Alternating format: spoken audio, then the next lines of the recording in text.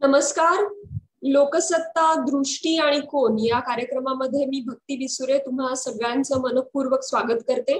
कार्यक्रमाचे title sponsors आहेत महाराष्ट्र प्रदूषण नियंत्रण मंडळ, असोसिएट स्पॉन्सर्स आहेत MEP infrastructure developers limited, Maharashtra औद्योगिक विकास महामंडळ आणि कपॅसिटी इन्फ्रा प्रोजेक्ट्स लिमिटेड.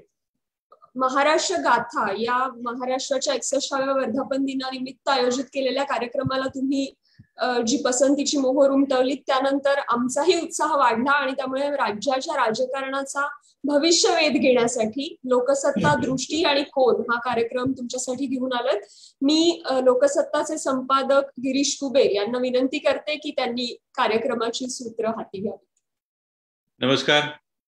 आपलं सगळ्यांचं आणि राज ठाकरे यांचं या दृष्टी आणि कोन या आपल्या चर्चा सत्रांमध्ये मनापासून स्वागत. राज ठाकरे यांच्या सभेला जशी गर्दी जमते तशी गर्दी इथे पण आता होताना दिसते. आपण त्यामुळे युट्यूबवर लाईव्ह पण हा कार्यक्रम करतोय. दृष्टी आणि कोन हा या दोन्ही अर्थाने राज ठाकरे यांच्याकडे बोलण्यासारखं बरंच काही असेल याची मला खात्री आहे. याचं कारण एक कलाकाराची दृष्टी घेऊन वेगळ्या कोनातनं राजकारण मांडण्याचा प्रयत्न त्यांच्याकडून सुरू आहे.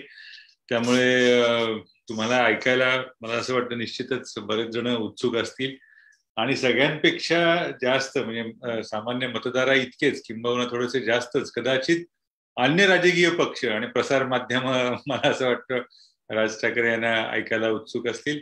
मी अधिक वेळ घेत नाही. आपण मला असं वाटतं सुरुवात करूया.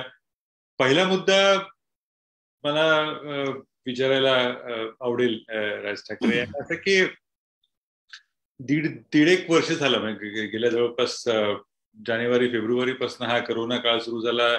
22 मार्च पासून आपण ही संचारबंदी टाळेबंदी वगैरे वगैरे अनुभवतो आहे. बाकीच्या सगळ्याच क्षेत्रांना याचा मोठा फटका बसलेला आहे.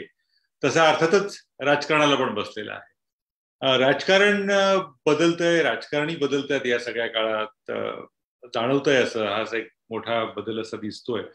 तुमचं मत काय? किती राजकारण या सगळ्या कालखंडामध्ये आणि या करोनामुळे बदलते आणि बदलणार असेल तर ते कशा पद्धतीने बदलेल असं वाटतं?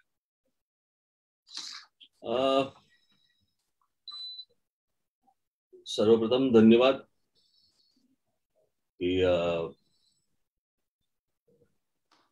या सगळ्या दिवसांमध्ये तुम्ही अशा प्रकारचा कार्यक्रम करता आणि त्याच्यात माझी आठवण झाली त्याबद्दल आभारी आहे आपला. मला राजकारणी बदलतील असं काही चित्र दिसत नाही, पण समाज बदलेल.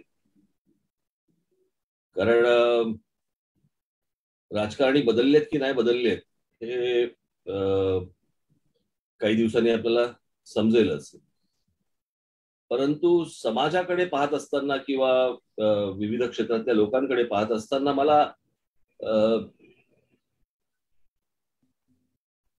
लोक खूप धास्तावलेली आहेत, खूप चिंतेत आहेत.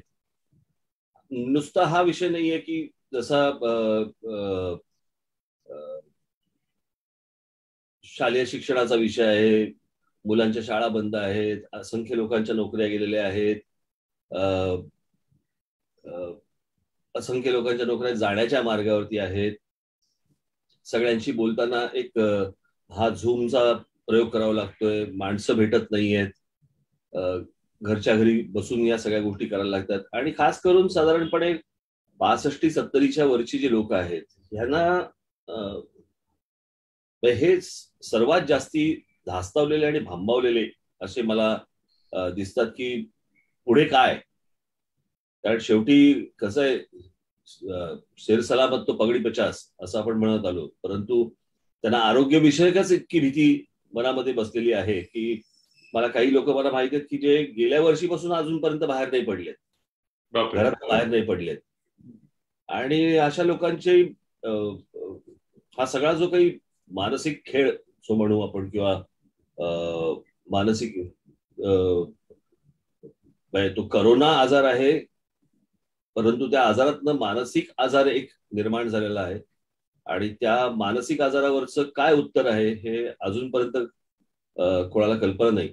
आपल्याकडे मी खरंच त्या गोष्टींचा मला वीट येतो ऐकायला पण, की आत्ताच्या या सगळ्या परिस्थितीमध्ये कोणतरी म्हणतं किंवा बातम्या येतात की आता गोव्याच्या निवडणुका लागल्या आहेत, आजच बातमी आहे मुंबई महानगरपालिका आणि महानगरपालिकांच्या निवडणुका लागल्या आहेत. इथे लोक स्थिर नाहीयेत, लोकांची मानसिकता आज तशी नाहीये आणि आमच्याकडे आज निवडणुकांचे विचार होत आहेत. मला खरंच समजत नाही या सगळ्या गोष्टीतनं आपण काय साधतो आहोत. पहिल्यांदा समाज राहिला तर निवडणुका. लोक जर समजा मनाने स्थिर असतील, काही विचार करत असतील, बाहेर असतील, तर निवडणुका घेण्यामध्ये काही अर्थ आहे. अन्यथा काय त्या निवडणुकांचं काय करायचं मला जरा सांगा. की या सगळ्या ह्याच्यातनं पहिल्यांदा जो अस्थिर जे मन झालंय, जे समाजाचं अस्थिर मन आहे, हे स्थिर होणं, या स्थिर होण्यासाठी म्हणून सर्वात जास्ती प्रयत्न होणं गरजेचं आहे. आणि ते प्रयत्न इतर डॉक्टर आणि इतर लोकांकडनं होतच आहेत, आपल्यासारख्या संपादक आणि इतर पत्रकारांकडनं होतच आहेत. परंतु राजकारण्यांकडनं सगळ्यात मोठी अपेक्षा आहे की त्यांनी हा समाज स्थिर स्थावर कसा होईल ह्याचा पहिला प्रयत्न होणं हा मला असं वाटतं गरजेचं आहे. तो जर राजकारण्यांनी प्रयत्न केला नाही तर राजकारणी, मगाशी आपण प्रश्न विचारला, ते होते तसेच राहतील. नाही, कारण सुरुवातीच्या या कालखंडामध्ये ना, म्हणजे टाळेबंदी, ते मुखपट्टी लावणं वगैरे वगैरे, तुम्हाला हे मंजूर नव्हतं आणि नाही असं दिसत गेला. तर समजा टाळेबंदी हा मुद्दा घेतला किंवा तोंडाला प्रत्येकाने ते तोंड बांधून बसणं वगैरे हे लक्षात घेतलं, तर तुम्हाला हे मंजूर नव्हतं का? कारण का त्याच्या म्हणजे तुमची वेगळी अशी का वाटली? पहिली गोष्ट म्हणजे जर घरातच राहायचंय तर तोंडाला पट्टी बांधून का राहावं?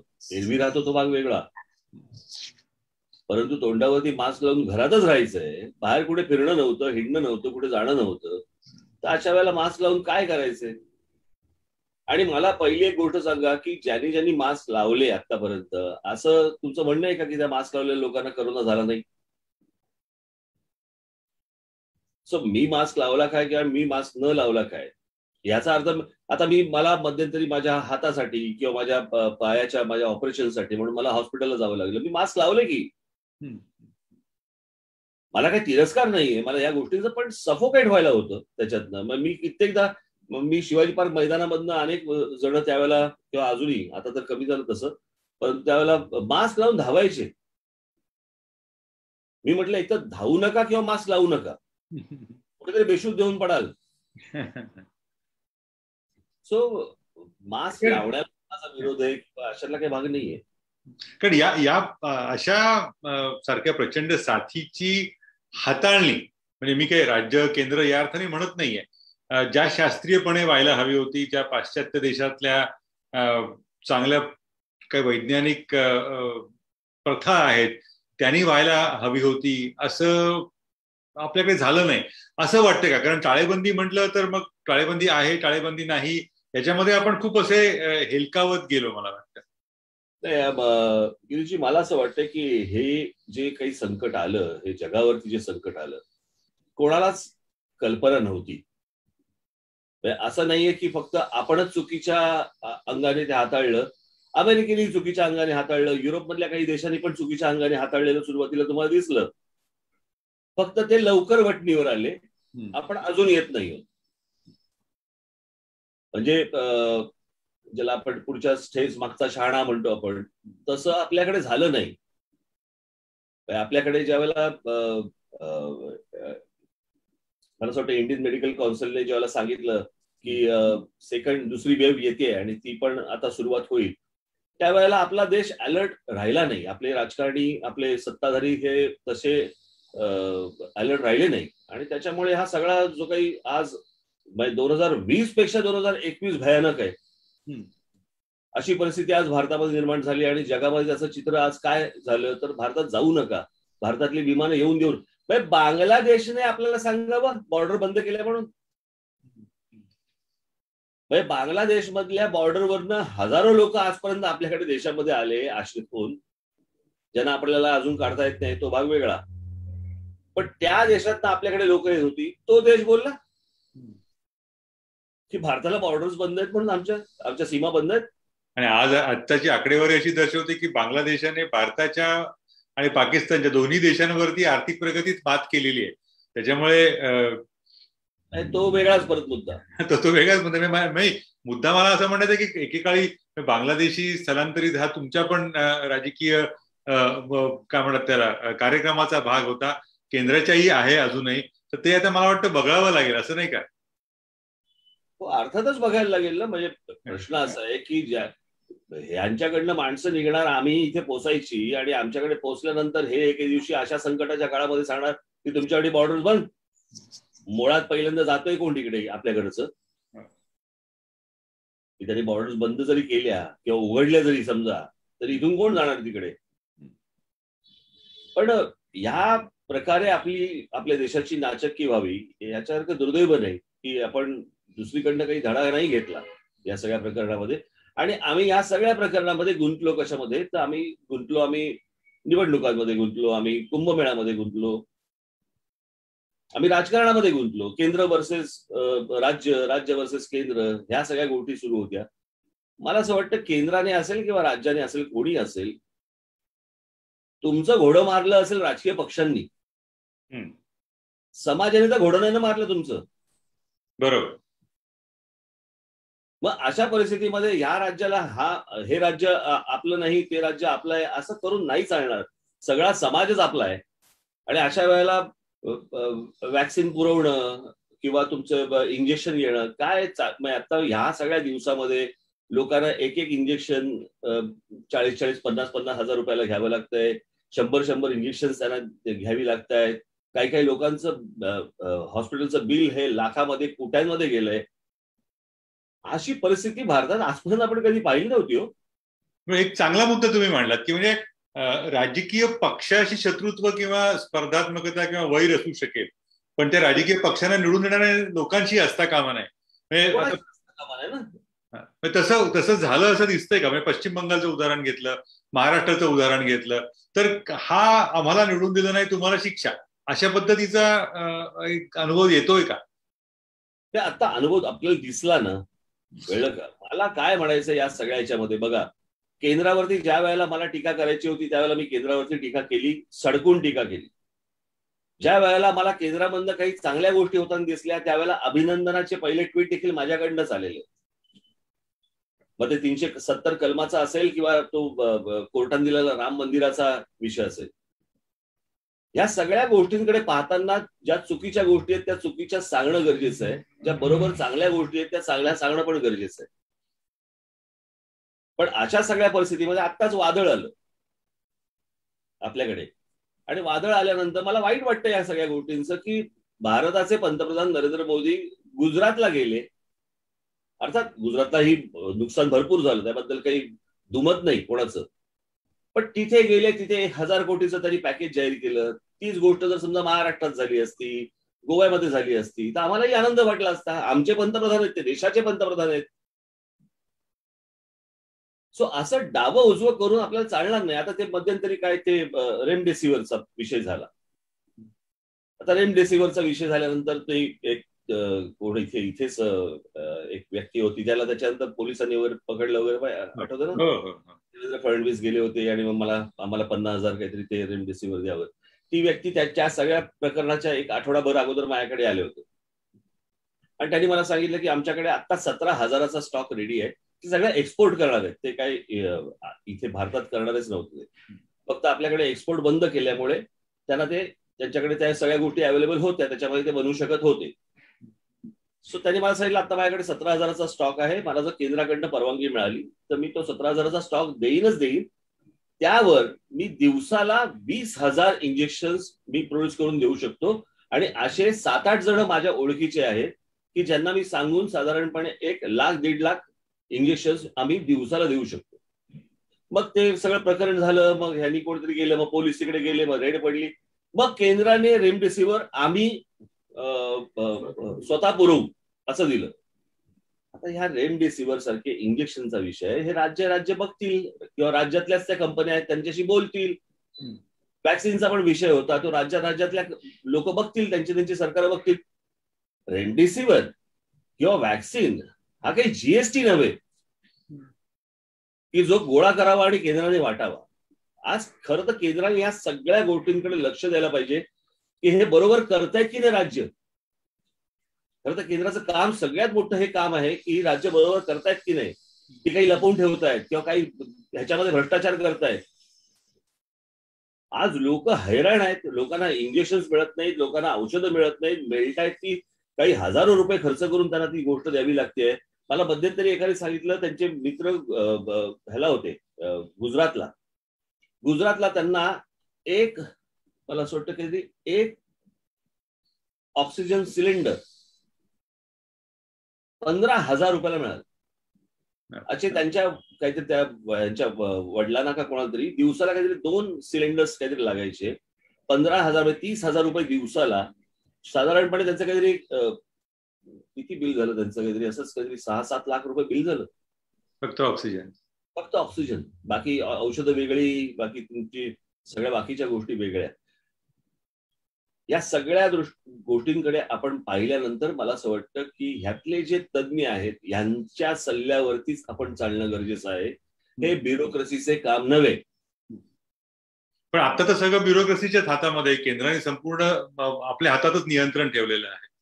मला हीच गोष्ट सांगायची की ही मुळात ब्युरोक्रेसीचं हे काम नव्हे. ब्युरोक्रेसीने त्या गोष्टी बरोबर होत आहेत की नाही, जात आहेत की नाही हे पाहणं गरजेचं आहे. परंतु याच्यावरती निर्णय काय करायचा आहे हे वैद्यकीय सल्लागारच ते देऊ शकतात. दुसरं तिसरं कोणी देऊ शकणार नाही आणि कोणाचं ऐकूही नाही याच्यावरती. तुमच्या आताच्या या विस्तृत उत्तरात 2 प्रश्न निर्माण होतात. पहिला म्हणजे गुजरातला 1000 कोटी दिले, महाराष्ट्राला काही दिला नाही, तर आता केलं, आता देतील किंवा काय वगैरे वगैरे. तर मुद्दा त्यातला असं की सातत्यानं केंद्र हा महाराष्ट्राविषयी दुजाभाव बाळगतं का? इतिहासात असं म्हणजे अगदी प्राग इतिहासा काळापासून ते आत्ताच्या इतिहासापर्यंत असं दिसत आलेलं आहे की महाराष्ट्र नेहमीच केंद्राला आव्हान वाटत राहिलेलं आहे. त्याच्यामुळे केंद्राने महाराष्ट्राच्या नेत्यांना असेल, महाराष्ट्राच्या राजकारणाला असेल, सतत डावलणं किंवा बाजूला ठेवणं असं सातत्यानं केलंय. ते तसं होतंय असं तुमचं मत आहे का? आणि असेल तर याला मार्ग काय? खरं तर त्यावेळेचा जो महाराष्ट्र होता त्यावेळेला महाराष्ट्राशी त्यांनी तसं वागणं हे आपण स्वाभाविक धरू शकतो, कारण महाराष्ट्र तसा होता. आपण सत्ताधाऱ्यांबद्दल बोलतोय ना. हो. आजचे एकूण पाहता दिल्लीने किंवा केंद्राने तसं वागायची आवश्यकताच नाहीये, गरजच नाहीये. तुम्ही तेव्हाच म्हणजे 60-70च्या दशकामधलं म्हणताय. विनोद सोडा, परंतु मला असं वाटतंय की ही वेळ केंद्राने आणि राज्यांनी हातात हात घालून लोकांसाठी काम करण्याची आहे. हे काही वाद घालण्याची आत्ताची वेळ नव्हे. राजकीय तर नाहीच. तुम्ही जर गेल्या काही महिन्यांमध्ये जर पाहिलं असेल तर मी पंतप्रधान लिहिलेली 2 पत्र असतील किंवा मी राज्याच्या मुख्यमंत्र्यांनी लिहिलेली पत्र असतील किंवा त्यांना केलेले फोन असतील किंवा त्यांच्याशी मी झूम वरती जे काय बोललो असेल, हे राज्याच्या हिताचं होतं आणि ते मी सांगण्याचा प्रयत्न केला. मी कुठेही विरोधी पक्ष किंवा विरोधी पक्षात आहे ह्या गोष्ट म्हणून सांगण्यासाठी म्हणून गेलो नव्हतो किंवा ती भूमिका मी बजावली देखील नाही. आज या सगळ्या गोष्टीच्या तावडीतनं लोकांना बाहेर काढणं हे सर्वात महत्वाचं काम आहे. बाकीचं राजकारण गेलं तेल लावत. परंतु आता लोकांना यातनं बाहेर काढणं अत्यंत गरजेचं आहे, आवश्यक आहे. मग ते सगळ्या दृष्टिकोनातनं. बरोबर. यातलाच म्हणजे त्या मगाशच्या उत्तरातला जो 2 प्रश्न म्हणाला त्यातला पहिला विचारला. दुसरं असं की तुम्ही आता बोलताना म्हणालात की ते रेमडेसिवीर इंजेक्शन संदर्भात काही जण तुम्हाला ते उद्योगपती किंवा जो कोण आहे तो येऊन भेटला.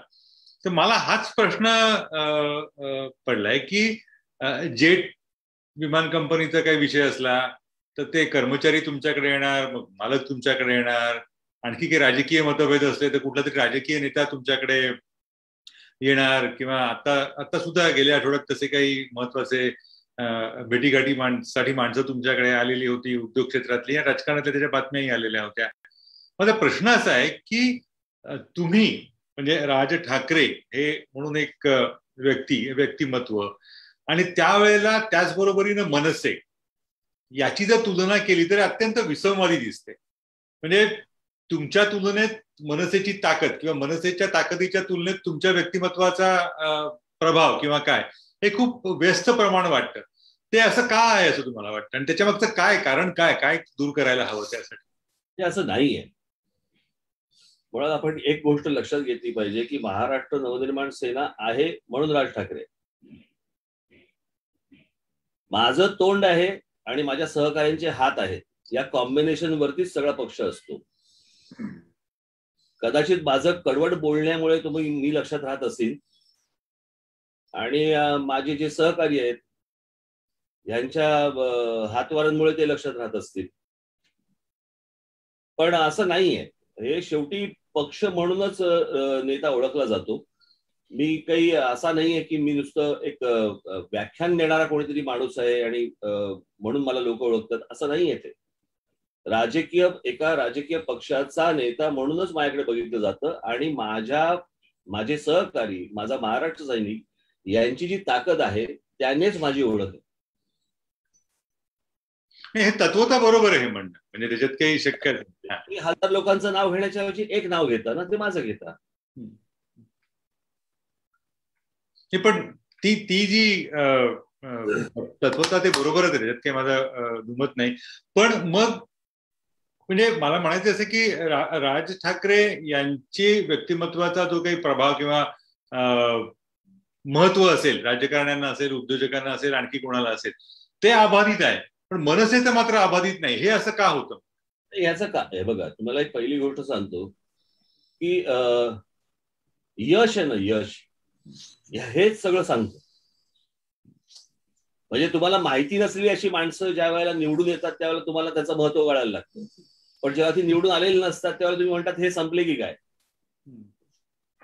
आज जर साधारणपणे सर्वसामान्य माणसांना जर एक प्रश्न विचारला की केंद्रामध्ये नरेंद्र मोदींनंतर कोण कोण माणसं आहेत, तर सांगता पण येणार नाही. आज राज्य मंत्रिमंडळामध्ये जर समजा मुख्यमंत्र्यांच्या नंतर 1-2 जण सोडले तर मंत्रिमंडळातील माणसांची नावं नाही सांगता येणार. सर्वच राजकीय पक्षांमधले जो प्रमुख माणूस असतो ते सोडून बाकीच्यांची नावं व्हायला त्या पदांवरती खूप वेळ घालवावा लागतो आणि किंबहुना त्या पदावरती यायला किंवा आल्यानंतरच या सगळ्या गोष्टी होतात.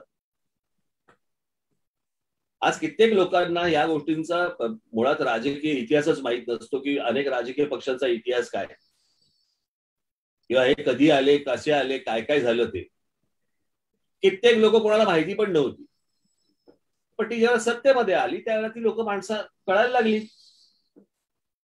आणि जर समजा तुम्ही स्थानिक पातळीवरती जर समजा सगळ्या ठिकाणी गेलात, आज माझ्या पक्षाला 15 वर्ष झाली आहेत. 50-50, 60-60 वर्ष झालेल्या पक्षांमधली लोक ओळखत नाहीत. माझं काय घेऊन बसलंय? लोक ओळखणं हा मुद्दा नाही. पक्ष म्हणून उभा राहणं, आश्वासक वाटणं, पर्याय म्हणून याच्याकडे बघावं असं वाटतं, ते का त्याच्याविषयी मुद्दा आहे तो. ही गोष्ट तुम्ही एक बघा की 2009, 2010, 2011, 2012 तुम्हाला महाराष्ट्र नवनिर्माण सेनाच दिसत होती. 2014 मोदी लाटेनंतर सगळेच राजकीय पक्षांना जरा थोडी जरा काही चापट्या बसल्या, त्याच्यामध्ये मलाही बसल्या. साधारण एक गोष्ट तुम्ही लक्षात घ्या हो, माझ्या 15 वर्षाच्या पक्षाचं तुम्ही काय बोलताय? ज्या एका पक्षाने या देशामध्ये 65 वर्ष सत्ता गाजवली, त्या काँग्रेसची परिस्थिती बघा. मी कोणाची बरोबरी, माझी तुलना किंवा डावं उजवं असं नाही माझं म्हणणं आहे, परंतु ह्या सगळ्या गोष्टीला एक प्रोसेस असते, त्या प्रोसेस मधनच तुम्हाला जावं लागतं. कदाचित असं झालंय का की तुमच्याकडून जास्त अपेक्षा होत्या, म्हणजे पहिल्याच मॅच मध्ये एखाद्याचं जर शतक झालं तर तो पुढच्या मॅचलाही, पुढच्या कसोटीतही शतक झळकावणार. तसं तुमचे पहिल्याच निवडणुकीत 13-14 आले आणि नंतर मग तो काही प्रभाव दिसला आणि त्याच्यामुळे झालं असेल काय? एक राजकीय पक्षाच्या नेत्यांकडनं लोकांच्या अपेक्षा असतात. तुम्ही जर समजा कुठच्याही पक्षाचा इतिहास जर समजा काढलात तर अपेक्षा असणं, पराभव होणं तुमचा आणि लोकांच्या अपेक्षा असणं, या वेगवेगळ्या गोष्टी आहेत. आता तुम्ही जर समजा पकडलं 84 साली आपले कैलासवासी अटल बिहारी वाजपेयीजी, भारताचे माजी पंतप्रधान, हे पराभूत झाले होते, पण ते मतांमध्ये पराभूत झाले होते. वाजपेयी पराभूत नव्हते झाले. अटल बिहारी नाव हे तिकडेच होतं, अटल बिहारी वाजपेयी नाव तिकडेच होतं, मतांमध्ये पराभूत झाले असतील. तशी परिस्थिती असते मतांमध्ये. काही वेळेला तुम्ही पराभव पत्करावा लागतो तुम्हाला. इंदिरा गांधी पडलेल्या होत्या 77 सालच्या निवडणुकीमध्ये, स्वतः इंदिरा गांधी पडल्या होत्या. बरं, कोणी हरवलं होतं? राजनारायण. आठवतात का कोणाला? राजनारायण. आणि हे असले चढ उतार हे प्रत्येक राजकीय पक्षातनं गेला हो. म्हणजे अगदी सुरुवातीच्या काळामध्ये जर समजा तुम्ही शिवसेनेचं घेतलं तर महानगरपालिकेला आलेल्या निवडणूक जागा ह्या खूप प्रचंड होत्या. मी जर चुकत नसेल तर साधारणपणे 40-45 का 50 जागा काहीतरी आल्या होत्या तेव्हा. नंतरच्या निवडणुकीला परत ते घसरत गेलं प्रकरण. मग सगळं परत परत उभं राहतं. हा सगळा भरती ओटीचा प्रवास हा प्रत्येक राजकीय पक्ष त्यातनं कोणालाही सुटलेला नाही. कोणी त्यातनं जावंच लागतं प्रत्येकाला त्यातनं. आणि मी जे लहानपणापासून जे मी राजकारण पाहत आलेलो आहे सगळ्या या भरती ओटीचं, त्याच्यामुळे मला भरतीने भरतं येत नाही आणि ओटीने वाईट वाटत नाही. असं असेल तर मग आपोआपच वरती जाणार, आपोआपच खाली जाणार, मग आपण काही करायला नको अशी अवस्था येऊ शकते का? असतील हरित देईल खाटल्यावरी या भूमिकेत नाहीये मी. काम ह्या गोष्टींचं करावंच लागतं. आता ज्या वेळेला या सगळ्या गोष्टींची सुरुवात झाली, त्याच्यात लॉकडाऊन सुरू झालं, त्याच्यात ही महामारी सगळी सुरू झाली, त्याच्यामध्ये हे सगळं प्रकरण सुरू झालं. आता ह्यातनं मार्ग काढता काढता काढता आपल्याला पुढे राजकारण बघायला लागेल ना. पण पहिला अशी आपण ज्याच्यातनं सुरुवात केली तेच माझं म्हणणं आहे, पहिला समाज तो राहिला तर निवडणुका आहेत. तोच जर घरात राहणार असेल तर आम्ही मतदानाला कोण उतरणार? याच्यात मगाशी एक वेगळाच मुद्दा तुम्ही म्हणला तर प्रत्येक पक्षातला एकच किंवा नेताच वगैरे या अर्थाचा. मग हा मुद्दा खरं म्हणजे 2 पक्षांना लागू होत नाही असा राजकीय इतिहास आहे. एक तर डावे, आता ते फारच कमी शिल्लक राहिले बिचारे, आणि दुसरा भाजप, हे जे त्याला काडर बेस्ड म्हणतात, आम्ही कार्यकर्ता आधारित पक्ष आहे. पण आता भाजप सुद्धा एकाच नेत्याच्या भोवती चालणार आहे असा तुमच्या म्हणण्याचा अर्थ? पूर्वी काय होतं, अटलजी आणि अडवाणीजी हीच 2 माणसं होती ना. चेहरे कोण होते? हीच 2 माणसं होती. आता नरेंद्र मोदी आहेत. नरेंद्र मोदींच्याकडे बघून लोक मतदान करतात. दुसरं कोणाहीकडे बघून लोक मतदान करत नाहीये भाजपला. आणि हे भारतीय जनता पक्षाला देखील माहिती आहे. आणि हे असंच असतं. शिवसेनेच्या हातामध्ये ज्या वेळेला सत्ता आली त्यावेळेला शिवसेने बाळासाहेबांकडे बघूनच सत्ता आली. पण म्हणजे मग थोडक्यात सांगायचं ना तुम्हाला पटेल असं, तर मी लोकसत्ता घेतो गिरीश कुमारांचा अग्रलेख वाचायला. हे जरा अन्यायकारक आहे. पण तुम्हाला उदाहरण द्यायला उदाहरण म्हणजे पटकन पटेल असं, नाही तर मला 100 उदाहरणं द्यावी लागली असती. म्हणजे गप्प करणारे उदाहरण या अर्थाने. पण राजकीय पक्षांत तसं नाही येणार. राजकीय पक्ष एवढी मोठी ती त्यांची व्यवस्था, आणि मग विशेषतः भाजप आणि डाव्यांविषयी बाकीच्या मी करुणानिधी म्हणायचं नाही, राष्ट्रवादी म्हणायचं नाही, शिवसेना नाही, मग काही प्रमाणात मनसे पण नाही. पण मग असे राजकीय पक्ष आपल्याकडे तयारच झाले नाहीत असं म्हणायचंय का तुम्हाला? पण लोकांना मतदान करताना एक तर त्यावेळेचं कुठचं तरी मोठं आंदोलन तरी लागतं. मला 98ची निवडणूक मला अजूनही आठवते. कांदा या विषयावरती झाली होती.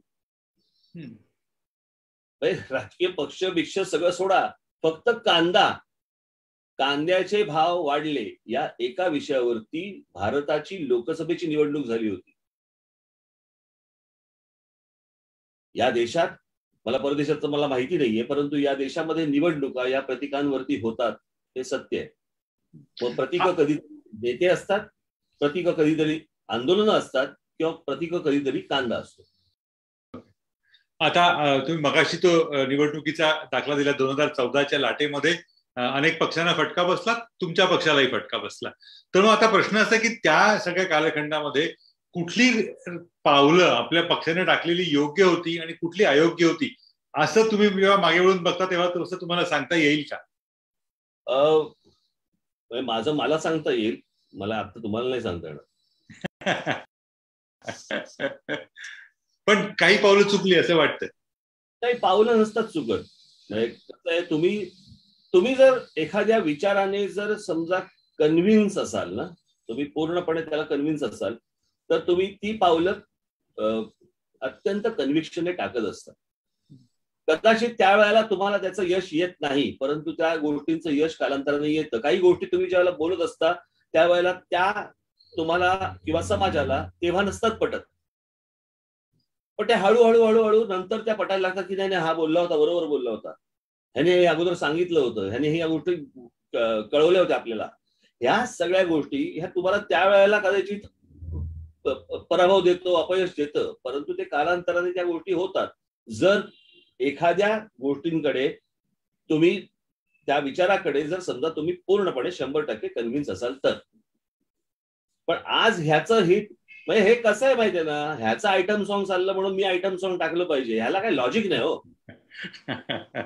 तुमचा चित्रपटाचा आवडता विषय आला. नाही मान्य मला, परंतु ते सगळेच बघतात. पण प्रश्न असा आहे की एका चित्रपटात चाललं, अच्छा हे चलता है क्या, म्हणून मग मी पण करायला गेलो, असं नाही होत. तुम्ही कुठच्या भूमिकेवरती कन्व्हिन्स आहात, ती भूमिका आज पटणार नाही, उद्या पटेल, पण तुम्ही कन्व्हिन्स आहात ना, हे महत्वाचं.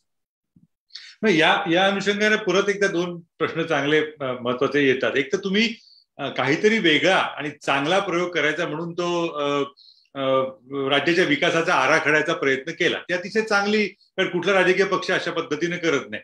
मग असं असून सुद्धा त्याला तितका प्रतिसाद मिळायला हवा होता, तो लोकांकडून मिळाला नाही.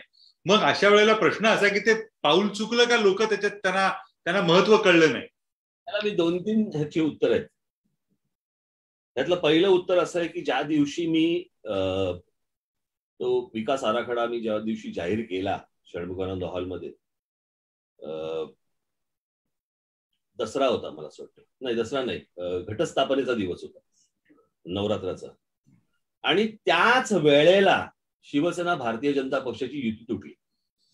काय आवाज ब्रेक झाला. हॅलो. शिवसेना भारतीय जनता पक्षाची युती तुटली. हो, ओके.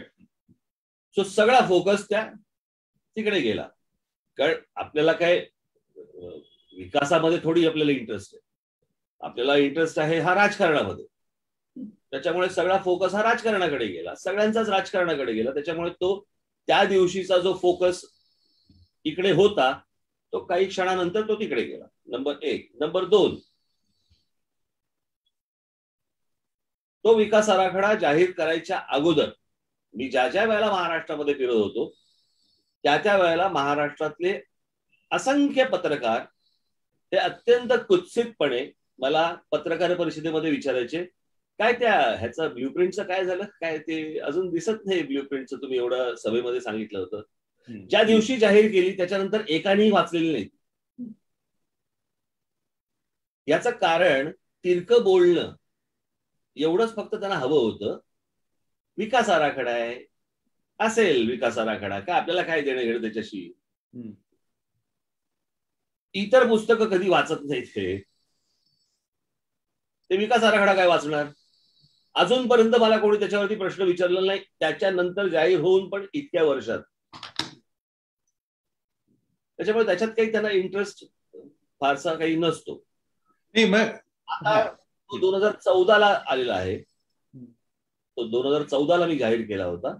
आता 2021 आहे. आम्हाला त्याच्यामध्ये अजून काही बदल करावे लागणार मोठ्या प्रमाणावरती, कारण परिस्थिती बदलली, सगळ्याच गोष्टी बदललेल्या आहेत. त्याच्यानुसार आम्हाला काही बदल करावे लागणार. ते बदल आता सध्या सुरू आहेत. नाही, मग याच्यात पोटातनं एक प्रश्न तयार होतो की 95 ते 99 या काळात सेना भाजपचं सरकार होतं. मुंबईमध्ये 55 उड्डाण पूल झाले, मुंबई पुणे अति जलद महामार्ग बांधला गेला, तरी सुद्धा सेना भाजप हरलं. विकास आराखड्यासारखा एक नवीन प्रयोग तुम्ही सांगायचा प्रयत्न केला, तरी सुद्धा मनसेला तितकं यश मिळालं नाही.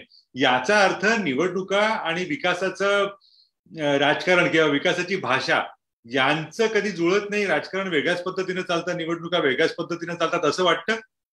मला पण तो पडलेला प्रश्नच आहे. मला नाशिक महानगरपालिकेमध्ये आम्ही ज्या काही गोष्टी केल्या त्या काही नुसती काही डागडुजी नव्हती, त्या अगदी मेजर मोठ्या प्रमाणावरती आणलेल्या त्या गोष्टी होत्या. म्हणजे तिकडच्या नाशिक शहराचा आम्ही पाण्याचा प्रश्न पण संपवून टाकला पुढच्या 50-60 वर्षांचा. तिकडचं बोटॅनिकल गार्डन, म्हणजे जे उद्योगपती आजपर्यंत कधी कुठच्या शहरामध्ये, मुंबईमध्ये त्यांनी काय कधी त्यांना बोलवलं गेलं नाही, अशी लोक ज्यावेळेला मी नाशिकमध्ये आणली आणि अनेक विविध कामं तिकडे झाली केली, लोकांसमोर आज आहेत. तिकडचे रस्ते जर बघितले, म्हणजे मला हे आठवतंय की ती महानगरपालिका आमच्या हातात गेली, त्याच्यानंतर वर्ष का 2-1.5 वर्षानंतर आपले इथले चॅनलचे सगळे लोक पावसाळ्यामध्ये रस्त्यावरचे खड्डे दाखवा, रस्त्यावरचे खड्डे दाखवा म्हणून रस्त्यावरचे खड्डे मुंबई, ठाणा, बिणा सगळीकडचे दाखवत होते. तर हे मला नाशिकच्या पत्रकारांनी सांगितलेलं. ते बोलले की आम्हाला विचारलं गेलं की नाशिक मधले खड्डे दाखवा. ते बोलले अहो नाहीये तिथे, तर दाखवू काय? आता अशा प्रकारचे रस्ते हे त्यावेळेला नाशिकमध्ये आम्ही केले. अशा प्रकारचे रस्ते कधी पाहिले पण नव्हते, किंवा त्या काळामध्ये झालेल्या गोष्टी ज्या होत्या त्या कधी लोक तिथे अपेक्षितच नव्हते त्यांना की असं काम होईल. आजही लोक सांगतात की इतक्या वर्षामध्ये असं कधी काम झालेलं आम्ही बघितलं नाही आणि त्याच्यानंतर बघत नाही होत. पण ज्या वेळेला निवडणुका झाल्या त्यावेळेला त्या कामांचा काही संबंधच नव्हता.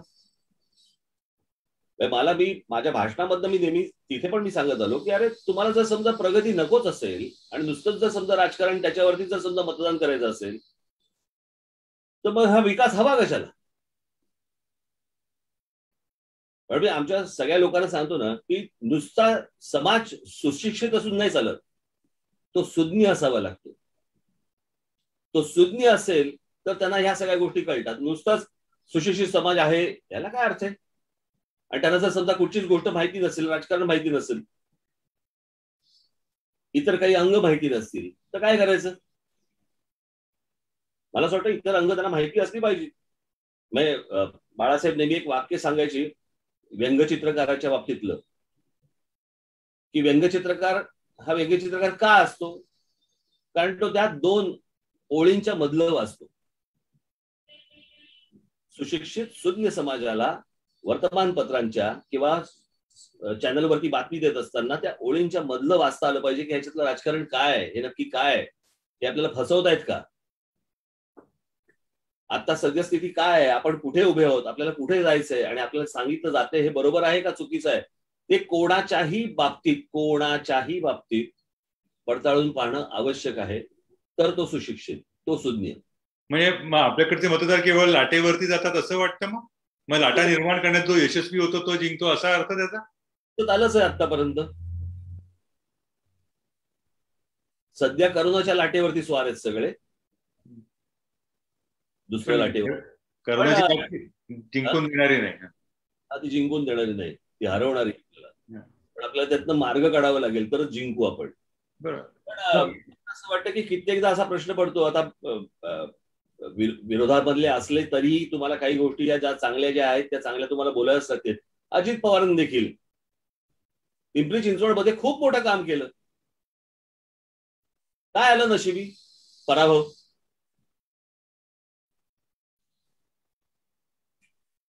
म्हणजे शेवटी मी एक स्वप्न पाहिलं नाशिकच्या संदर्भामध्ये. मी एक स्वप्न पाहिलं की बाबा अशा प्रकारची एक गोष्ट आपल्याला इथे करता येईल, ही माणसं आपल्याला इथे आणता येतील. लोकांनी जर साथ दिली आम्हाला तर हुरूप वाढतो ना, तर हुरूप येतो ना आपल्याला काम करायचा. म्हणजे तुम्हाला सांगतो, नाशिक ही एकमेव महानगरपालिका अशी होती त्या 5 वर्षामध्ये की त्या 5 वर्षामध्ये नाशिक महानगरपालिकेमध्ये विरोधकांनी एकही भ्रष्टाचाराचा आरोप नाही केला. एकही भ्रष्टाचाराचा आरोप झाला नाही. हे थोडस हे चांगलं आहे का वाईट आहे? नाही, काय उदाहरण म्हणून हे जरी चांगलं झालं तरी माझा प्रश्न त्यातला असा आहे की मग आपण आपल्या पराभवासाठी इतरांना जबाबदार धरू लागलो असं होतं का? कारण मग काही जणांना यश मिळतंय ना, मग त्यांना का मिळतंय? मी माझ्या शेवटच्या नाशिकच्या भाषणामध्ये मी हेच म्हटलं होतं की मग जे आता इतर वागतायत त्याप्रमाणे राज ठाकरे वागेल. सोपं आहे ना. मग कसं होतं ना की आपण हे बघा, कामाची अपेक्षा धरायची आणि निवडणुकीच्या वेळेला आपण काहीतरी वेगळ्याच विषयांवरती मतदान करायचं, असं करून नाही चालणार. कसं होतं की ज्याच्यातनं अशा शेवटी गोष्टींमधनं, मी माझ्या बाबतीतलं म्हणत नाहीये, इतर कोणाच्याही बाबतीतलं, अशा गोष्टीतनं मग ती जी लोक असतात ना ते वेगळा विचार करायला लागतात आणि म्हणतात की नाही ह्यांना हे नको आहे ना, आपल्याला अच्छा या प्रकारे या मार्गाने होत आहे ना, त्या मार्गाने जाऊ आपण. मग आपण कुठे अडकतो? वर्षानुवर्ष तेच खड्डे, वर्षानुवर्ष तशीच रस्ते, वर्षानुवर्ष तसेच फुटपाथ, वर्षानुवर्ष तशाच गोष्टी पडलेल्या असतात. पावसाळा आला की आपले नाले सफाईला सुरुवात करायची तरी पाणी तुंबतंय, अनेक गोष्टी तशाच घडतायत. मग ह्या सगळ्या गोष्टी तशा राहायला लागतात आणि मग आपण वर्षानुवर्ष त्याच बातम्या वाचतो. याला पर्याय काय? समाजाने काम केलं तर शाबासकी द्यावी, समाजाने काम नाही केलं तर बाजूला करावं. हे ज्या दिवशी घडेल, म्हणजे मी तो जो सगळ्यात मोठं उदाहरण हे दुसऱ्या महायुद्धानंतरचं इंग्लंडचं आहे. चर्चिलने हरवलं ते ना, विन्स्टन चर्चिल, की ते वी फॉर विक्टरी फेमस त्यांची ती साईन, आणि या सगळ्या एवढा सगळा त्रास सगळा युरोपने सहन केल्यानंतर ज्यावेळेला इंग्लंडमध्ये निवडणुका झाल्या त्यावेळेला विन्स्टन चर्चिल हरले. आणि त्यावेळेला जेव्हा समाजामध्ये विचारलं गेलं की तुम्ही का नाही मतदान केलं त्यांना, तो समाज देखील किती काय म्हणतो त्याला आपण पुढारलेला असेल विचार करा, किंवा सुज्ञ असेल विचार करा, की त्यांनी सांगितलं की युद्ध काळात तो योग्य होता, शांततेच्या काळात नाही. त्यांची चूक त्यांना नंतर कळली की आपण बरोबर नाही केलं, नंतर परत विन्स्टन चर्चिल निवडून आले, तो भाग वेगळा. परंतु अशा प्रकारे देखील एक समाज विचार करतो. चांगल्याला चांगलं म्हणणं किंवा चांगलं काम केलं तर त्याच्या पाठीवरती शाबासकीची थाप मारणं, आणि चुकीच्या गोष्टी केल्या आणि भ्रष्टाचार केल्या तर त्याला घरी बसवणं पहिली 5 वर्ष, हे जोपर्यंत होत नाही, जोपर्यंत शासन होत नाही, तोपर्यंत काहीच होणार नाही. आपल्याकडे जर समजा कुठचाही गुन्हा केल्यानंतर जर समजा कोर्टामधनं बेलमधनं सुटणार असतील आणि इतर गोष्टींमधनं जर समजा सुटणार असतील, तर त्या कायद्याची जर भीतीच नसेल तर तुमच्याकडे अशा प्रकारची गुन्हेगारी वाढणारच आहे. त्याच प्रकारे जर समजा आपण राजकारणामध्ये घेतलं की काहीही काम न करता फक्त निवडणुकीच्या तोंडावरती पैसे वाटायचे आणि ह्याच्यातनं फक्त तुम्ही मतदान करवून घ्यायचं त्याच लोकांकडनं, हे जर होणार असेल तर त्याला जर त्याच वेळेला कडक शासन झालं तर त्याला समजेल की हे असल्या गोष्टी करायच्या नाही, इथे करायचं असेल तर काम करायचं. लोकांनी ह्या गोष्टींचं शासन करणं गरजेचं आहे, लोकांनी या गोष्टींच्या शिक्षा करणं गरजेचं आहे मतपेटीतनं. हे ज्या दिवशी घडेल, आशावादी आहे मी, मला घडेल अशी अपेक्षा आहे, होईल. पण तुम्ही तो मगाशी विकास वगैरे मुद्दा मांडलात, त्याच्याबरोबर तुम्ही आणखी एक मुद्दा घेतलेला होता. तो मुद्दा आता कुठे आहे, त्या मुद्द्याचं स्थान काय आहे, आणि तो मुद्दा म्हणजे मराठीचा. मराठी हा मुद्दा अजूनही कालातीत आहे का? तो कालबाह्य झाला असं वाटत नाही का? आता मुंबईचा जर घेतलं तर मुंबईच्या 36 पैकी 26 मतदारसंघातनं मराठी आता पालघर, डहाणू, डोंबिवली, बिंबिली आणखी कुठे कुठे गेलेले. मराठी करणं हे कितपत शहाणपणाचं सध्याच्या काळात आहे, आणि तुम्हालाही सुद्धा तो मुद्दा तुम्ही लावून जाणार आहात का? तो योग्य वाटतो का तो मुद्दा? मला मराठीचा मुद्दा अत्यंत योग्य वाटतो. पहिली गोष्ट म्हणजे महाराष्ट्राचा विचार करत असताना आपण मुंबईवरनं महाराष्ट्राचा विचार करणं हे चुकीचं आहे. ही मुंबईत काय परिस्थिती आहे, मग महाराष्ट्र हा महाराष्ट्रच आहे. आणि मुंबईत आता मराठी टक्का किती राहिलाय आणि मुंबईमध्ये मग इतर समाजाचा टक्का किती वाढलाय वगैरे, ह्या व्हॉट्सअपवरनं येणाऱ्या ज्या गोष्टी आहेत ना, याच्यावरती विश्वास न ठेवता प्रत्येक मराठी माणसाने जर समजा मराठीसाठी मला काय काय योगदान देता येईल याच्यासाठी जरी काम केलं तरी ह्या सगळ्या गोष्टी होतील. परंतु असं होणार नाही ना, की कसं होतंय की या सगळ्या ह्याच्यामध्ये पश्चिम बंगालची आता निवडणूक झाली. या पश्चिम बंगालच्या निवडणुकीमध्ये एके दिवशी मला कानावरती पडलं की अमर्त्य सेन यांनी बंगाली अस्मिता याच्यावरती स्टेटमेंट केलं. आता नोबेल पारितोषिक अमर्त्य सेन यांनी बंगालच्या अस्मितेवरती स्टेटमेंट करावं, यातनं मला असं वाटतं महाराष्ट्रातले जे विद्वान आहेत यांनी विचार करणं गरजेचं आहे. महाराष्ट्रातले विद्वान राजकीय मतं व्यक्त करतात का? करायला पाहिजेत. मी मागे एकदा एका कुठच्याही साहित्य संमेलनाला गेलो होतो, बहुधा चुकूनच बोलवलेलं असावं मला, पण सांगलीला. आणि तिथे मी हे सांगितलं होतं की कुठे आहेत आमचे पत्रकार, कुठे आहेत संपादक, कुठे आहेत आमचे कवी, कुठे आहेत आमचे लेखक, कोणी बोलत का नाही या विषयावरती. आणि ह्या विषयावरती येणं गरजेचं आहे. आताच मला असं वाटतं तुमचं पुस्तक आलंय, उत्तम पुस्तक आहे ते. पण अशा प्रकारे असंख्य बाजूनी, सगळ्या बाजूनी, एक मला असं वाटतं, मी चुकत नसीन तर एक 50-60-70 वर्षापूर्वीचा एक काळ असेल, 40 वर्षापूर्वीपर्यंत असेल, ती चौबाजूने एक मराठीसाठी काहीतरी लिहिलं जायचं. म्हणजे कविता असतील, मग त्याच्यामध्ये काही गाणी असतील. मला आता मराठीमध्ये संगीतकार पण दिसत नाहीत, की त्यावेळेला तर मग मराठीचा एक फोर्स होता की मराठी गाणी, काही सुगम संगीत असेल, काही बालगीतं असतील किंवा काही असेल. पण तसं तुम्हाला दुसऱ्या कुठच्या राज्यांमध्ये दिसणार नाही जेवढं तुम्हाला महाराष्ट्रामध्ये दिसेल.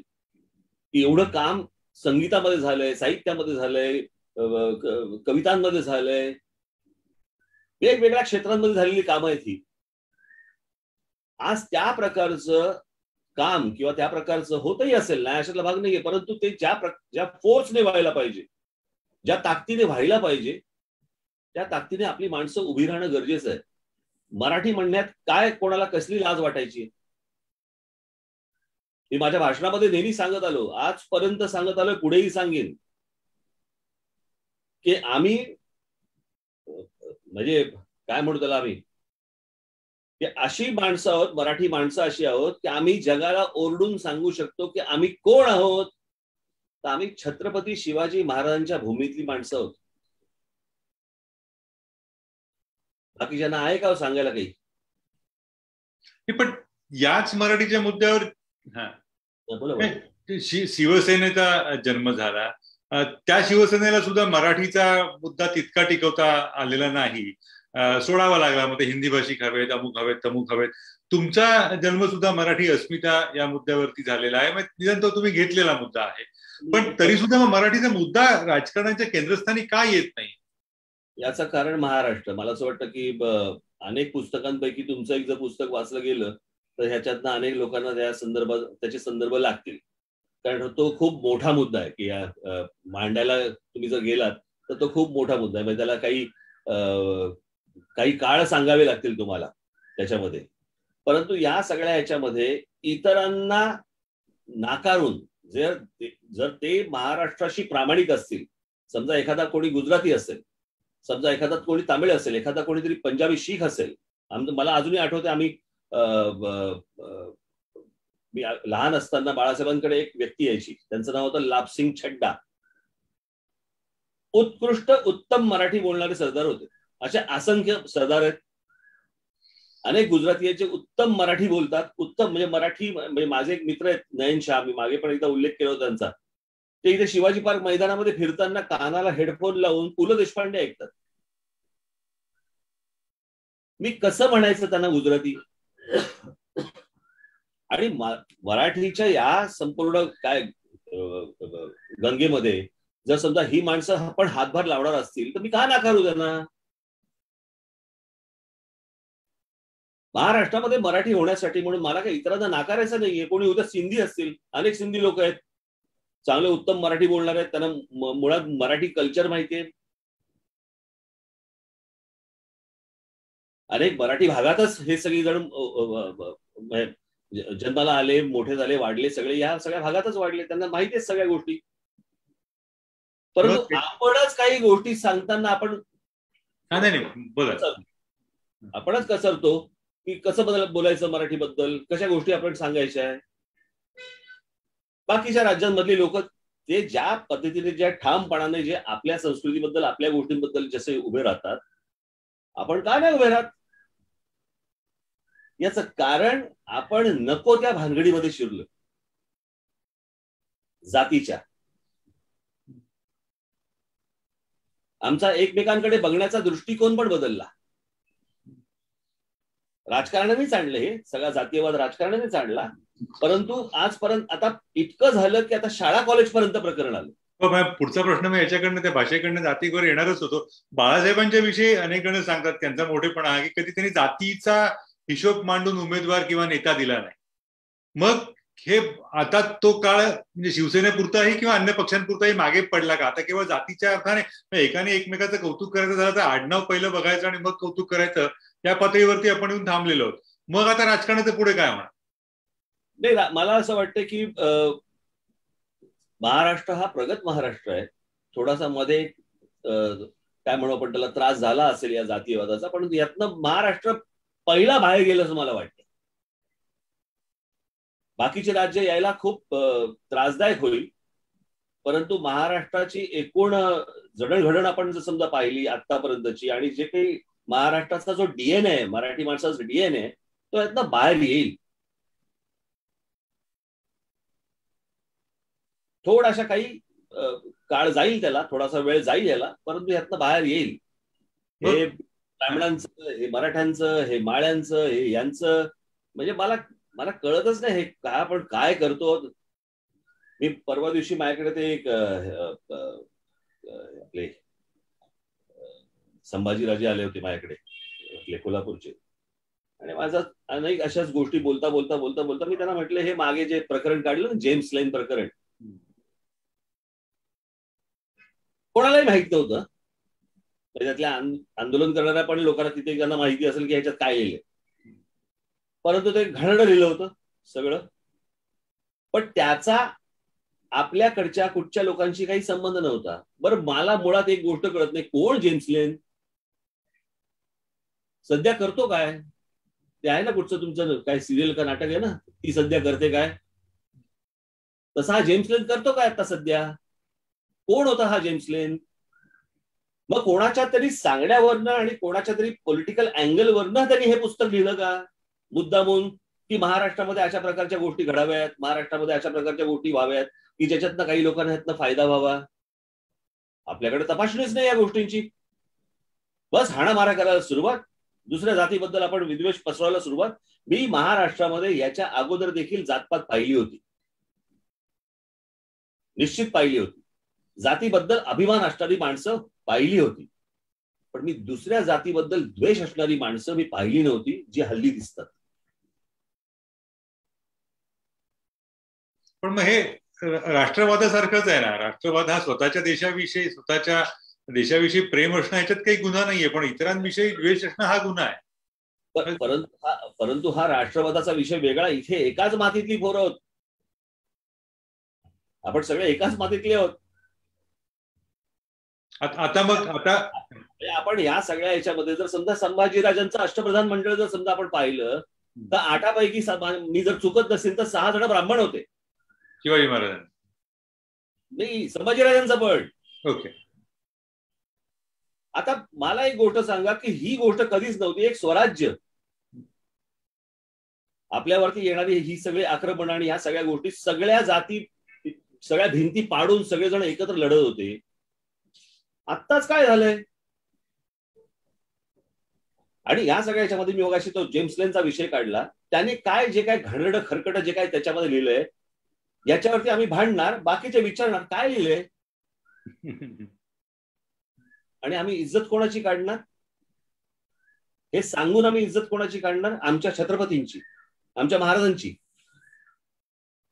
की त्या जेम्स लेनने हे लिहिलंय म्हणून. कोण जेम्स लेन? नाही, मग यातनं प्रश्न असा होतो की जातीचं राजकारण हा राजकारणाच्या प्रगतीला मोठा अडथळा आलेला आहे. हे दिसतं, सर्वच पक्षांना तो आहे. विकासाचा मुद्दा हा राजकारणाला तितकासा पोषक नाहीये, त्याच्यावरती राजकारण येऊ शकत नाही. मराठीच्या मुद्द्याच्या त्याचा जो काही एक पोच असायला हवी त्याच्या मर्यादा आहेत. मग याच्यानंतर माझा प्रश्न म्हणजे मनसे प्रमुख या अर्थाने असं की मग उद्याच्या आणि यापुढच्या राजकारणात मनसेचं स्थान काय असेल असं तुम्हाला वाटतं? मी तुम्हाला एवढं निश्चित सांगतो, जो माझा आत्मविश्वास मला सांगतो, मी या महाराष्ट्रातल्या सर्व जणांना महाराष्ट्र म्हणून एकत्र आणेन.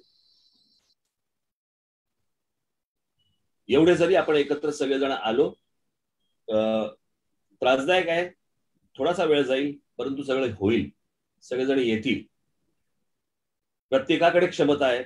मी अनेकदा सांगत आलो की महाराष्ट्राच्या मातीत जी क्षमता आहे ती युरोपमधल्या कुठच्याही मातीपेक्षा जास्ती आहे. सर्व अंगाने आपण खूप श्रेष्ठ आहोत.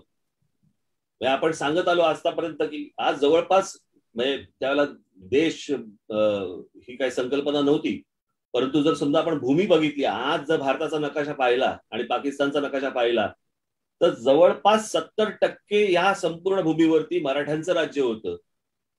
ते आपण विसरलो. आणि तोच महाराष्ट्र आज कशामध्ये अडकलाय? हा ब्राह्मण आहे, हा मराठा आहे, हा माळी आहे, हा दलित आहे, हा अजून कोणतरी आहे. बाबासाहेबांच्या नावाने जर समजा घोषणा द्यायची असेल तर आम्हीच देणार, तुम्ही द्यायची नाही. ह्यांच्याबद्दल जर लिहायचं असेल तर त्याच जातीतला पाहिजे, त्यांच्याबद्दल जर लिहायचं असेल तर त्याच जातीतला पाहिजे. हा कुठचा महाराष्ट्र हो?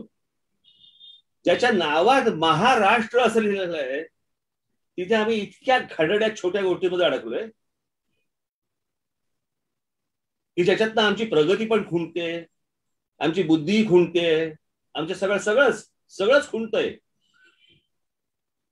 मग आता एक मला म्हणजे मनसेची वाटचाल बघितल्यानंतर पडणारा प्रश्न असा की तुम्ही म्हणता ते होऊ शकेल असं गृहीत धरलं आपण, राजकीय नेत्याचं एक स्वप्न म्हणा, आश्वासन म्हणा, त्याचा विश्वास स्वतःवरचा म्हणा, तर मग याला एक माणसं लागतात, माणसांचा एक बळ लागतो. पण तुमच्या बरोबरची माणसं सोडून जातात असं दिसतं आणि असा आरोप पण वारंवार होतो. त्याविषयी मग तुम्हाला काय म्हणायचं? आता जे माझ्यावरती हा आरोप करतात थोडस लांब उत्तर असेल, चालेल ना? वेळा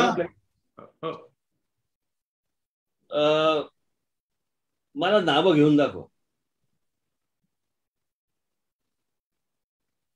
जे सोडून गेले ना त्यांची एक दिवसाची बातमी होती. मी काही कमी लेखत नाहीये. ते सोडून गेले याबद्दल मला वाईट पण वाटलं, पण काहीतरी स्थानिक गोष्टींवर म्हणजे आले माझ्यासाठी आणि सोडून गेले स्थानिक गोष्टींसाठी. असो, मला आपल्याला फक्त एवढीच गोष्ट सांगायची, असा मला एक राजकीय पक्ष दाखवा ज्याची माणसं सुरुवातीच्या काळामध्ये सोडून नाही गेली. असा एक दाखवायचा.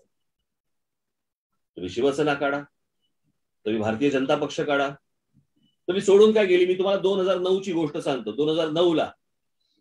2009च्या निवडणुकीला, विधानसभा निवडणुकीला हे भाजपाचे अतुल भातखळकर आहेत ना, हे भातखळकर माझ्याकडे तिकीट मागायला आले होते.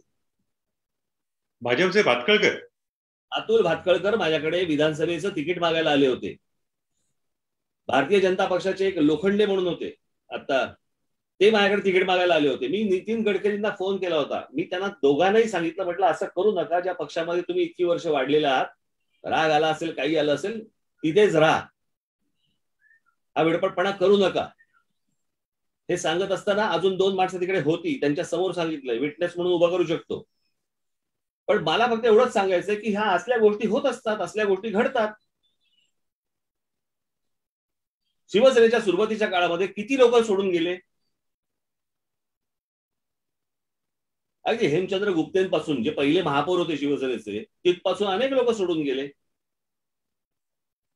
पण जे नेहमी लक्षात ठेवा, जेव्हा सोडून जातात ना तेव्हा ते एकटे असतात.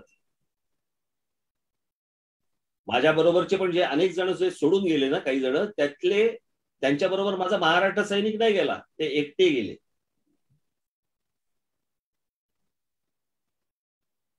आणि मला जे मी स्वप्न पाहतोय त्या गोष्टीला थोडा वेळ लागेल, पण स्वप्न मी जे बघतोय हे निश्चित उतरेल.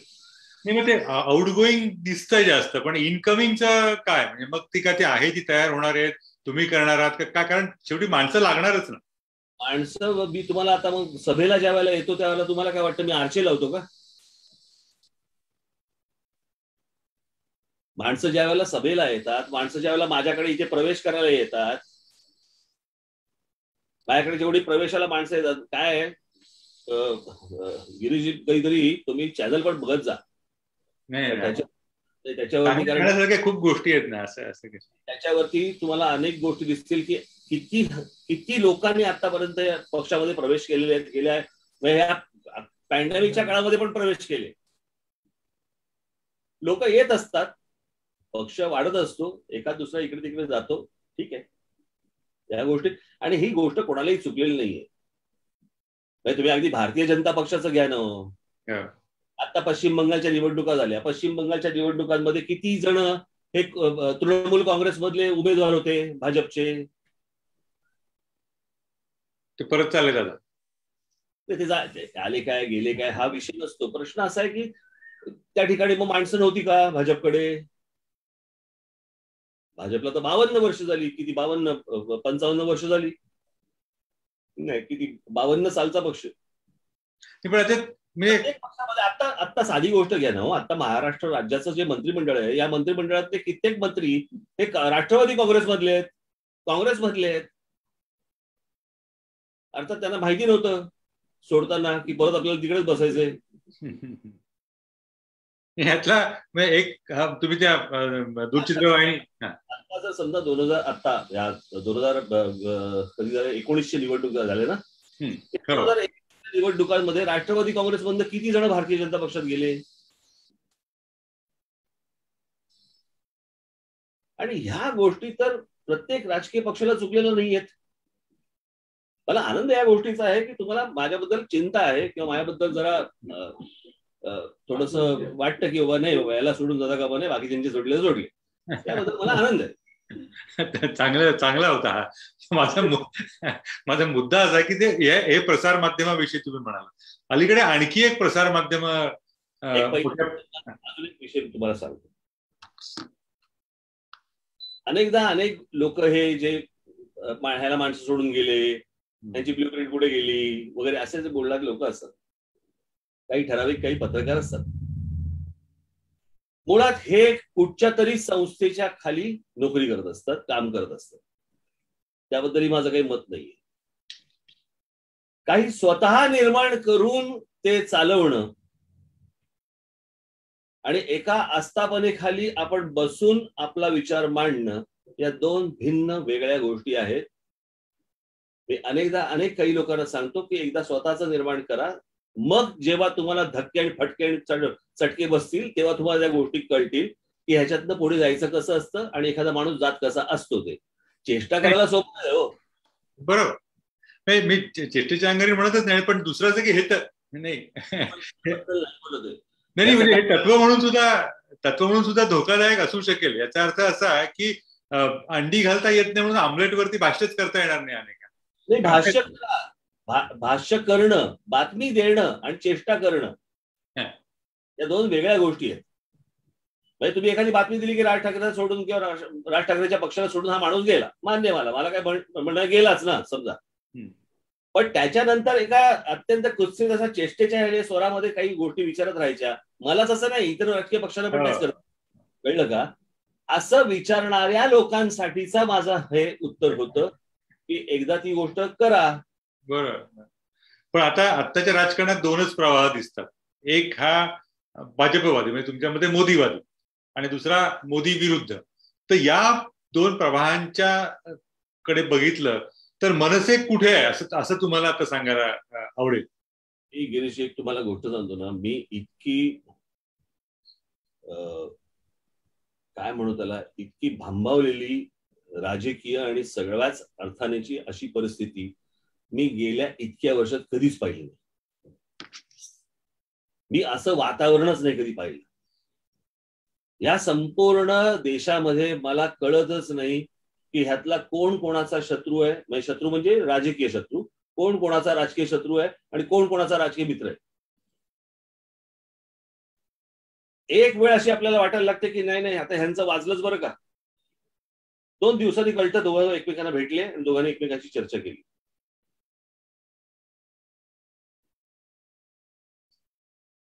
म्हणजे मला समजलंच नाही की आता मध्यंतरी आता हे इथलं जे सरकार समजा आपण बघितलं, इथलं सरकार बघितलं तर समजा इथे उद्धव ठाकरेंनी हातात आलेलं सरकार सत्ता हे फक्त मुख्यमंत्री पद हवं म्हणून त्यांनी काँग्रेस आणि राष्ट्रवादी बरोबर गेले. ते मग वाटलं की बाबा आता काय भाजप आणि ह्यांच्यामध्ये लागली. मग मध्येच काहीतरी बाबा ह्यांचा नरेंद्र मोदींशी बोलणं होतं, नरेंद्र मोदींचं ह्यांचं बोलणं होतं आणि काहीतरी वेगळ्याच विषयावरती होतं की घरी सगळी तब्येत सगळं ठीक आहे ना वगैरे, व्यवस्थित आहे ना सगळं, बाकी काय सगळं ठीक, ह्या लेवलवरती होत. याच्यामध्ये राजकीय मतभेद आपण बाजूला सारून आपण वैयक्तिक काय मतभेद नसतात हे आपण मानलं. पण आत्ताची एकूण साधारणपणे परिस्थिती पाहता, आता परवा दिवशी काहीतरी हे फडणवीस जाऊन शरद पवारांना भेटून आले, मग कुठेतरी शरद पवार गेले आणि अमित शहा अहमदाबादला कुठेतरी भेटून आले, मग अजून कोणतरी कोण मला समजतच नाहीये. म्हणजे एक साधारणपणे 2014च्या अगोदरपर्यंत किमान एक होतं की हा विरोधी पक्ष आणि हा सत्ताधारी पक्ष. आता ह्याच्यातलं मला समजतच नाहीये. म्हणजे किमान आत्ता ह्या क्षणाला जर बघितलं तर मला असं वाटतंय की ममता बॅनर्जी एक विरोधी पक्ष आणि भाजप हा एक वेगळा पक्ष. बाकीच्यांचं राजकीय सगळ्या गोष्टी, आणि खरं तर ही वेळ एकतर त्या तुमच्या करोनामुळे आणि त्या सगळ्या पॅन्डेमिकमुळे तर एकतर सगळी काय म्हणतो त्याला सगळी शिलाई उसवलेली आहे सगळ्या अख्ख्या परिस्थितीने. पण हा आरोप तुमच्यावरती होऊ शकतो ना, कारण तुम्ही मोदी विरोधक दिसला होतात, तुम्ही मोदी समर्थकही दिसला होतात. मग आता हा प्रश्न पडणं साहजिक नाही का? जाहीर करावं ना. मी जाहीररित्या केलं ना. मी टीका देखील जाहीर केली होती आणि समर्थन देखील मी जाहीर केलं होतं की 370 कलम ज्या वेळेला झालं त्यावेळेला पहिल्यांदा ट्विट करणारा मी होतो की अभिनंदन त्याबद्दल, की अत्यंत उत्तम पाऊल उचललं गेलं. मला आता अजून 4 गोष्टी जरा सांगायच्या आहेत. पण याचा अर्थ तुम्ही भाजप समर्थक आहात असं नाही, असं म्हणायचं. पण प्रश्न असा आहे की मी माझा जर समजा एक विचार आहे, समजा एक मराठीचा आपण पकडूया की माझा मराठीचा एक विचार आहे, माझा हिंदुत्वाचा तर आहेच आहे. ज्या वेळेला हिंदुत्वाच्या गोष्टी मी ज्या दाखवायच्या रस्त्यावर दाखवायच्या त्याला मीच दाखवल्यात, तो भाग असो. परंतु समजा एक माझा मराठीचा मुद्दा आहे, ज्या प्रकारे मी मराठीचा मुद्दा लावून धरतो किंवा मी बोलतो, हे भारतीय जनता पक्षाला पटतं का? हे काँग्रेसला पटतं का? हे एनसीपीला पटतं का? आणि हे आताच्या मग याचा अर्थ या सगळ्या म्हणजे माझ्या पक्षाचाही एक विचार आहे ना. तुम्ही काय पक्ष निर्माण केलात की तुम्ही भाजपच्या बाजूने असलं पाहिजे किंवा भाजपच्या विरोधात असलं पाहिजे असं काही नाहीये. तुमचा एक स्वतःचा पण विचार आहे. हा अर्थातच हा प्रश्न विचारण्याचं कारण म्हणजे पुढच्या वर्षी या काळात जेव्हा समजा मे महिन्यामध्ये असेल, आपण असं गृहीत धरलं महाराष्ट्राच्या वर्धापन दिनानिमित्त पुढचा असेल, तर तोपर्यंत मुंबई महापालिकेच्या निवडणुका होऊन गेलेल्या असतील. त्या निवडणुकीत मनसेची भूमिका काय असणार आणि मनसे कुठे असणार हे आता खरंच सांगणं कठीण आहे. मी उत्तर टाळत नाहीये, पण एकूण आजूबाजूची परिस्थिती पाहता मला आता समजत नाही आता हे लॉकडाऊन उघडणार कधी. उद्या आपल्याला माहित नाही, हे सांगते उद्या तिसरी वेळ आली परत लॉकडाऊन करा. काहीच आता सगळं म्हणजे काही आपल्या हातातच काही नाहीये कुठची गोष्ट. आणि अशा परिस्थितीमध्ये होऊन गेल्यानंतरच वगैरे आपण ज्या बोलतोय त्याला आता या क्षणाला तरी काही लॉजिक नाहीये. झाल्यावर निश्चित सांगेल. पण तेव्हा दिसेलच अर्थात. पण मनसे ताकदीनं उतरणार निवडणुकीला, हे 100% ताकदीने उतरणार सगळ्या महानगरपालिकेला. आणि स्वतःचा कार्यक्रम असणार, तो इतरांच्या कार्यक्रमावरती अवलंबून असणार. इतरांचा आता मला माहिती नाही. आता हे अलायन्स बिलायन्स आपल्याला काय सध्या समजतच नाही, कोण कुठच्या बिळातनं बाहेर येईल माहित नाही मला.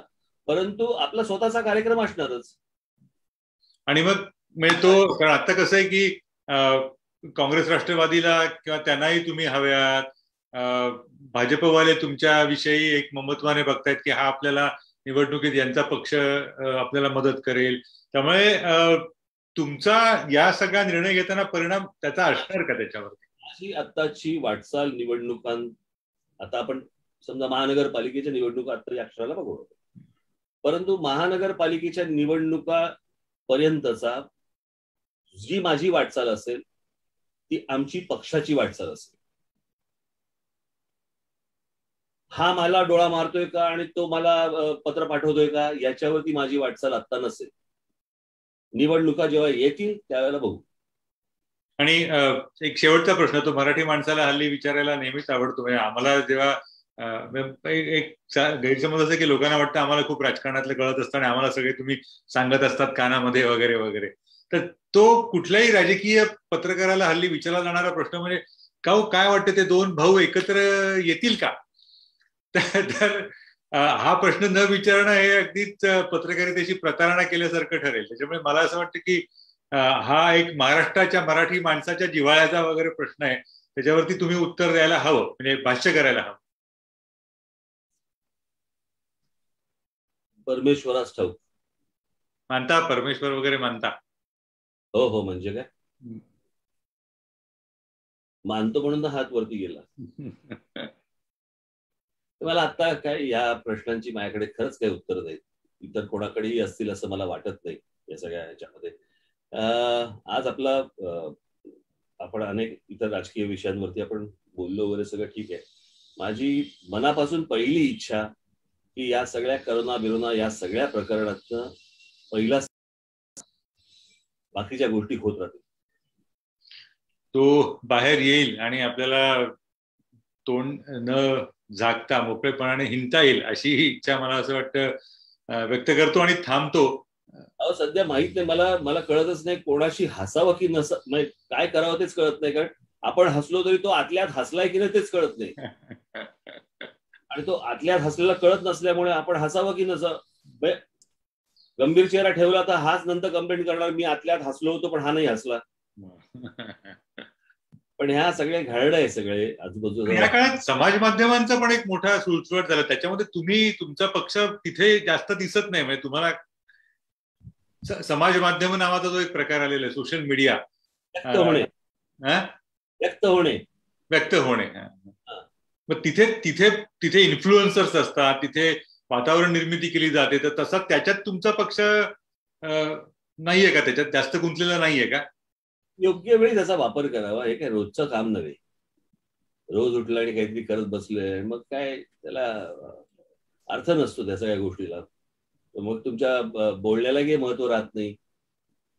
योग्य वेळी बोलावं, ज्याच्यातनं लोकांना ऐकावं असं पण वाटलं पाहिजे ना, की नाही काहीतरी हे ऐकावं, आपण बरेच दिवसात ऐकलं नाही, हे ऐकावं. रोज कोणतरी आपलं काहीतरी लिहित असतात, त्याला कसले आधार असतात मला माहिती नाहीये. मग हा इथून त्याला फॉरवर्ड कर, तो त्याला फॉरवर्ड कर, यातनं काही हाताला काही लागणार नाही.